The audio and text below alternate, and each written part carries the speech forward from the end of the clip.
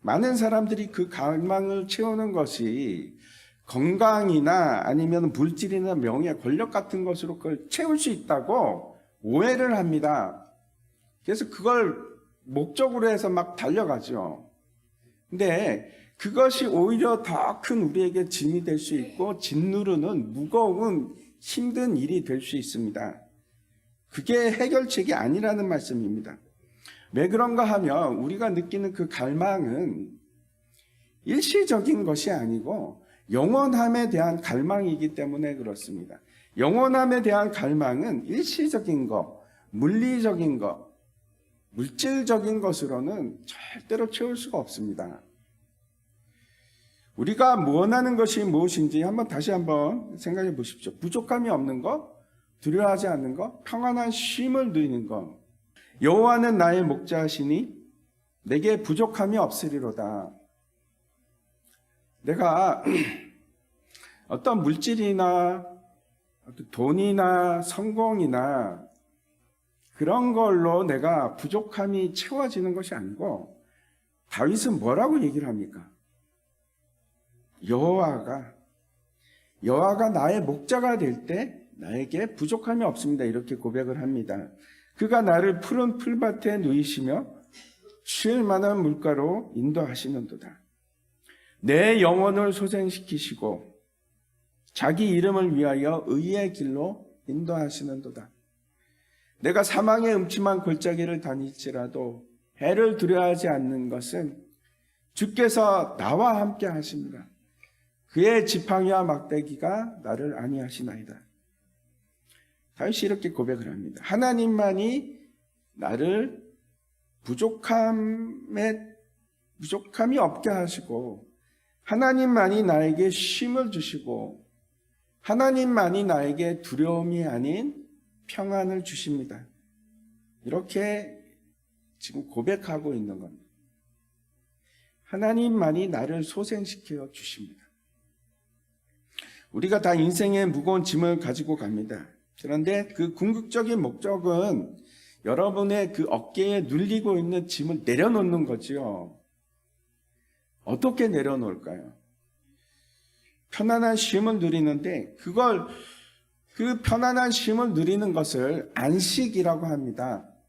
예수님께서 오늘 이 말씀은 그 천국으로 초청하는 하나님 나라로 우리를 초청하는 말씀입니다. 너무나 중요하죠. 우리가 어떻게 그 안식으로 들어갈 수 있을까? 여러분, 어떻게 하면 내 무거운 짐을 다 내려놓을 수 있을까? 이 초청을 받아들이시기를 바랍니다. 내 아버지께서 모든 것을 내게 주셨으니 아버지 외에는 아들을 아는 자가 없고 아들과 또 아들의 소원대로 계시를 받는 자 외에는 아버지를 아는 자가 없느니라. 놀라운 초청을, 천국으로의 초청을 우리에게 하십니다. 28절부터 우리 함께 읽겠습니다. 시작. 수고하고 무거운 짐진 자들아 다 내게로 오라. 내가 너희를 쉬게 하리라. 나는 마음이 온유하고 겸손하니 나의 멍에를 메고 내게 배우라. 그리하면 너희 마음이 쉼을 얻으리니 이는 내 멍에는 쉽고 내 짐은 가벼움이라 하시니. 안식일의 초대입니다. 여러분, 이 구절은 그냥 외우셨으면 좋겠습니다. 누구에게 보내는 초청인가? 수고하고 무거운 짐진 자들입니다. 수고하는 자들, 내가 힘들어서 노력하고 애쓰고 뭔가를 해서 피곤하고 지친 자들, 그리고 무거운 짐이란 것은 어떤 걸까요? 우리가 모두가 죄인입니다. 그리고 그 죄에 대해서 우리는 아무런 해결책이 없습니다. 근데 죄를 지으면 그 죄의 삭신 뭡니까? 사망입니다. 죽어야 합니다. 그래서 죄를 지은 우리는 일평생 무거운 짐을 가지고 살아갈 수밖에 없습니다. 또 무거운 짐이 있습니다. 염려와 고통과 두려움, 쉼이 없이 지속되는 끊임없는 피곤한 삶. 내가 이걸 언제 벗어나나? 도쿠가와 이에야스가 얘기했던 것처럼 일생 동안 지고 가야 하는 짐들, 돈을 벌어야 하는 압박이 있고, 그렇죠. 성공하지 못해서 일어나는 그 심한 두려움, 잃어버림에 대한 좌절과 실망, 고통과 실패, 그런 짐을 지고 가는 모든 사람에게 예수님께서 초청하시는 메시지입니다. 수고하고 무거운 짐진 자들아 다 내게로 오라. 이스라엘 백성들이 안식에 들어가지 못합니다. 늘 낭망함과 시험과 고통과 좌절이 있었습니다.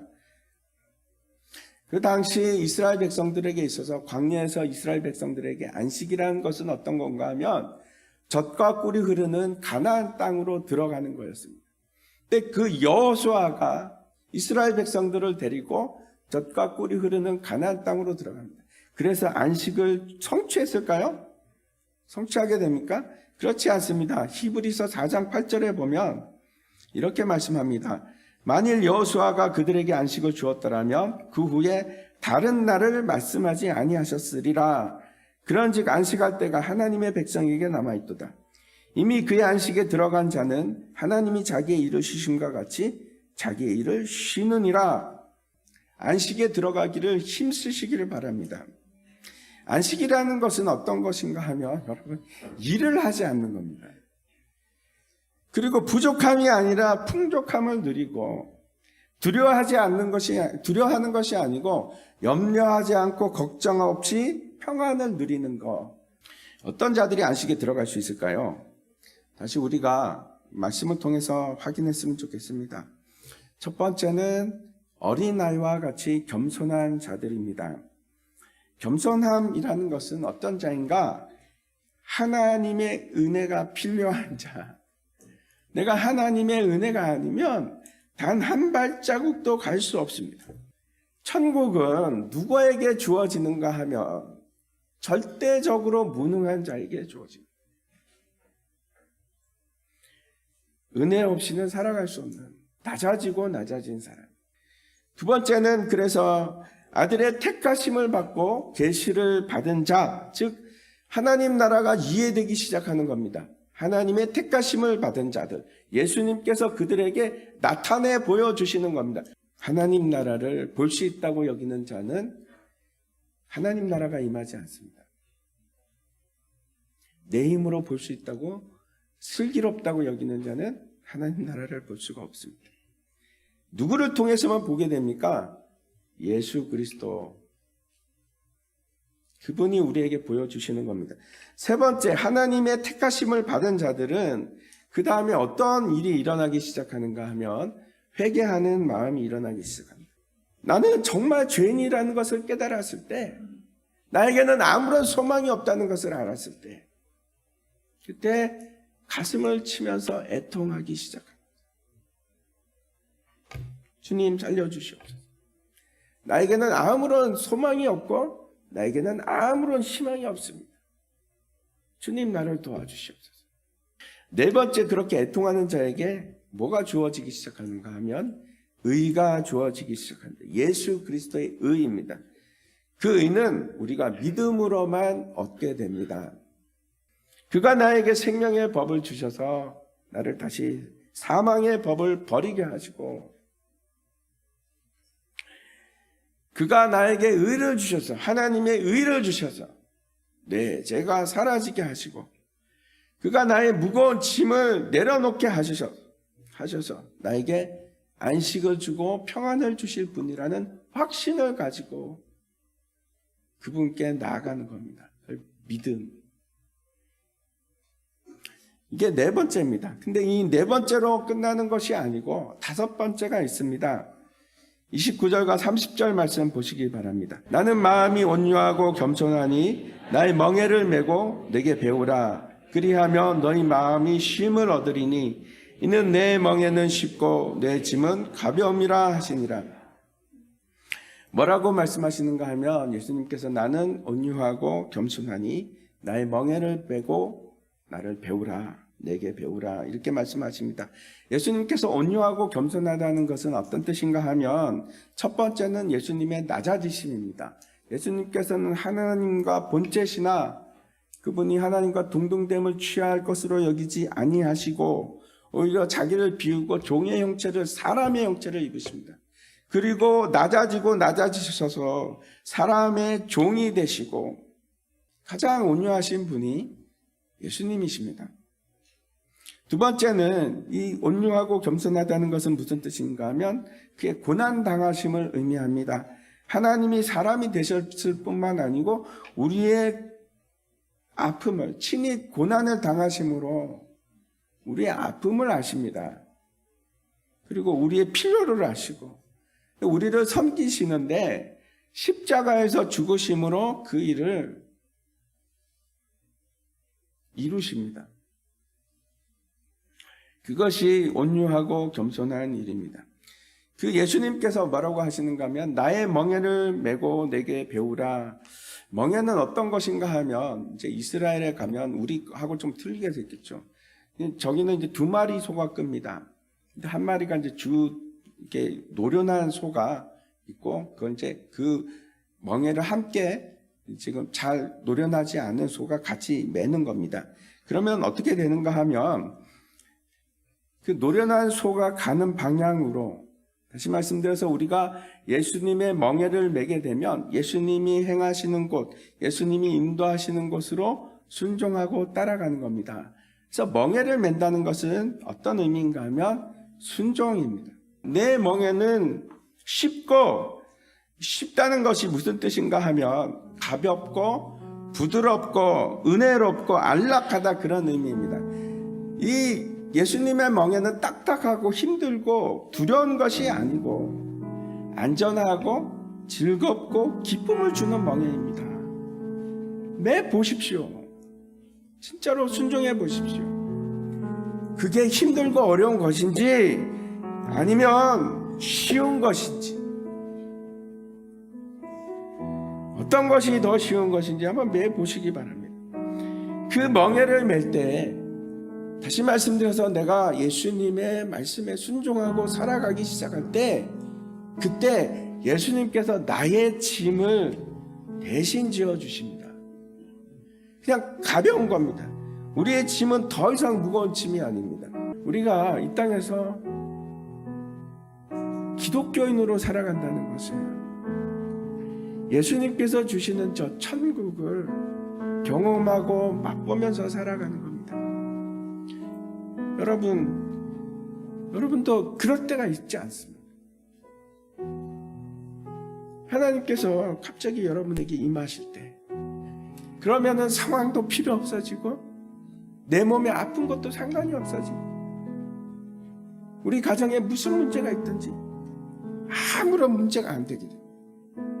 아무런 문제가 되지 않습니다. 왜?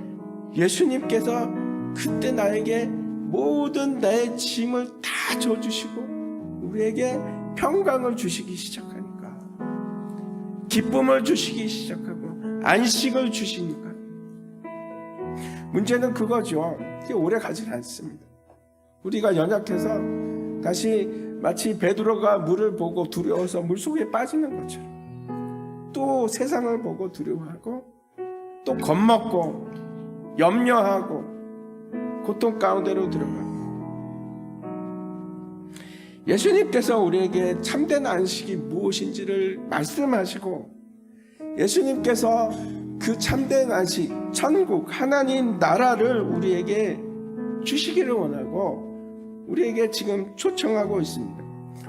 갈라디아서 2장 20절 말씀 우리가 함께 읽었으면 좋겠는데 같이 읽겠습니다. 시작.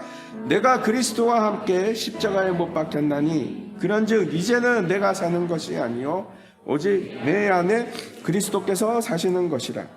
이제 내가 육체 가운데 사는 것은 나를 사랑하사 나를 위하여 자기 자신을 버리신 하나님의 아들을 믿는 믿음 안에 사는 것이라. 내가 하는 것이 아니고 하나님께서 일하기 시작합니다.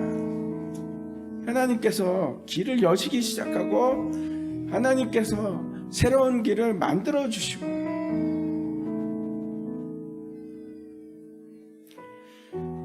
이걸 경험하지 못하면 그냥 이 땅에서 살아가는 것이 지옥 같은 삶을 살 수 있습니다.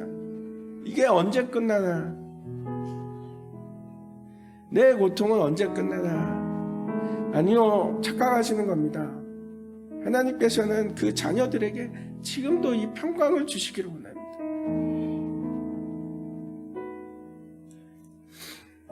지각에 뛰어난 하나님의 평강이 그리스도 예수 안에서 우리에게 통치가 일어나고 지켜주심이 일어나고 승리하심이 되는 그런 평강이 우리에게 임한다니까요.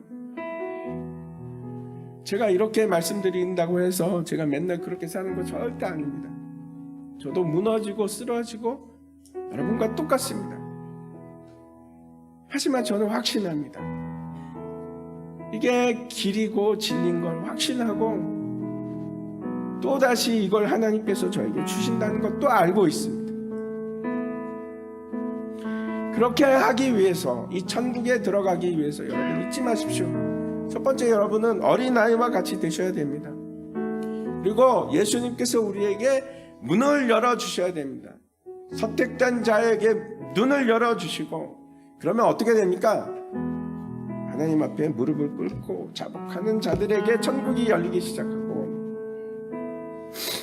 그리고 믿음으로 나는 죽고 내 안에 예수 그리스도가 사는 일이 일어나면, 믿음으로 행하기 시작하면, 그리고 진짜 중요한 게 순종입니다. 순종. 내가 순종하는 마음이 없으면 천국은 우리에게 오질 않습니다. 왜냐하면 하나님 나라의 통치가 일어나지 않기 때문에 그렇습니다. 하나님 나라는 왕국입니다. 왕이 통치하는 그 영역이 하나님 나라입니다. 내가 하나님을 인정하고 하나님을 왕으로 섬기기 시작할 때, 예수 그리스도가 나의 왕이 될 때, 그때 평강이 임하기 시작합니다. 그때 안식이 우리에게 주어집니다. 그래서 그걸 취하십시오. 그것을 취하십시오. 늘 항상 그게 하루에 10분이 되던 하루에 30분이 되던 그 천국을 갈망하면서 그 하나님의 통치 안으로 들어가는, 그러면 점점 그 시간이 늘어나고 점점 그 시간이 나의 일이 되는 겁니다. 그 하나님의 평안과 안식으로 들어가시기를 바랍니다.